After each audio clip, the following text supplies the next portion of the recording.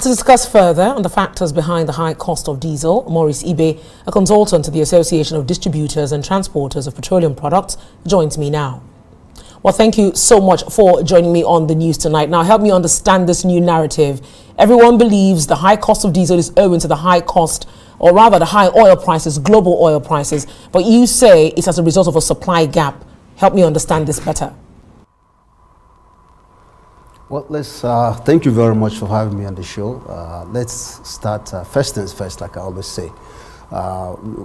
Historically, you should know that diesel is mostly produced in the old Eastern Bloc of nations, the old Soviet Union, Russia, and all that. And currently, with the war in Ukraine, that definitely has distorted or dislocated the supply of these items. It's getting more and more difficult to get diesel. You add the increase or continually increase in the cost of buying petrodollars to buy or import these products. It's helping increase the cost of diesel. Then finally, this total dislocation of our own local supply chain here. We need to look deeply in the supply of these products. That's why some of us who are in the industry has put together a collaboration between the importers of these products, the Independent Petroleum Market Association, who are the owners of most filling stations across the country, with the Association of Distributors and Transporters of these products. This way there can be a united, jointly effort to effectively supply these products or distribute them across the country.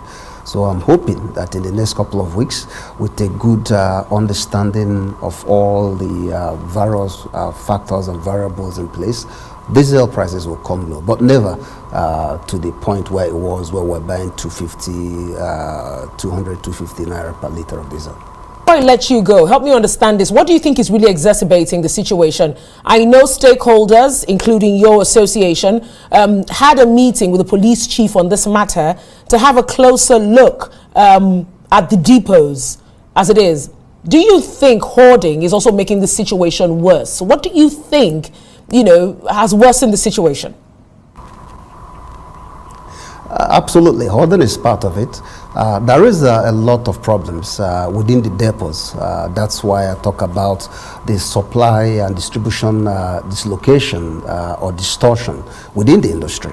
We are working very hard with our members to try to straighten up the distribution chain, the supply chains, to make sure that these products are effectively transported to the nooks and corners of Nigeria without some people taking the laws into their hands or considering themselves into a nuisance within the industry.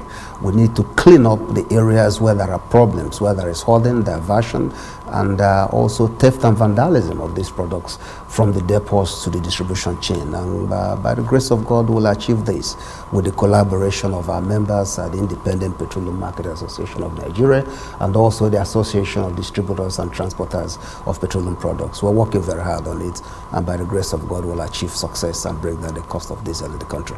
Well, thank you very much for your time. I've been speaking to Maurice Ibe, a consultant to the Association of Distributors and Transporters of Petroleum Products.